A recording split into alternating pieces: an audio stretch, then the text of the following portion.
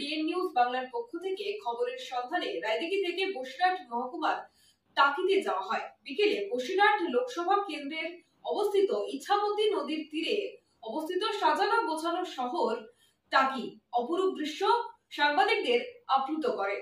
ইছামতি নদীর ওই কূলে রয়েছে বাংলাদেশের সাতক্ষীরা। দুটি দেশের মধ্যে নীরবে বয়ে চলেছে এই ইছামতি নদী। দুটি দেশের ব্যবধান ইছামতি নদীর কারণেই।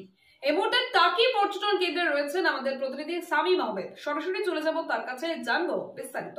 আমরা এই মুহূর্তে দাঁড়িয়ে আছি বসিরহাটের জনপ্রিয় সাজানো গোছানো শহর টাকি, এবং সেই টাকির উল্টো দিকে হচ্ছে কি বাংলাদেশের সাতক্ষীরা, এবং ভারত এবং বাংলাদেশের দুটো দেশের মাঝখান থেকে বয়ে চলেছে ইছামতি নদী।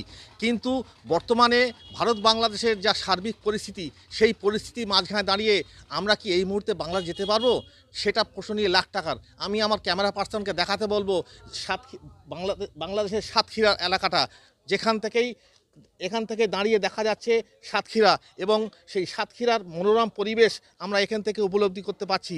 সেই সঙ্গে আমরা দেখাবো যে টাকি শহরের ইছামতি নদীর আশপাশে এলাকা, যেখানে সেজে উঠেছে মনোরম পরিবেশ। এই টাকির এই ইছামতি নদীর পাড় থেকে দাঁড়িয়ে এই বাংলাদেশের সাতক্ষীরাটাকে কেমন লাগছে? দেখুন, মানে ভালোই লাগে, কিন্তু এই যে সব শুনছে টিভিতে বা এতে এইগুলো আমাদের খারাপ লাগছে। আমরা ভালোই আছি এখানে। আপনারা কি চাইছেন? আমরা শান্তি চাচ্ছি। এই টাকি শহরের যে মনোরম পরিবেশ, এই মনোরম পরিবেশে যে দূর থেকে পর্যটকরা আসছে, সেটা নিয়ে আপনার কি অনুভূতি? খুব ভালোই এই আজকের না, দীর্ঘদিনের।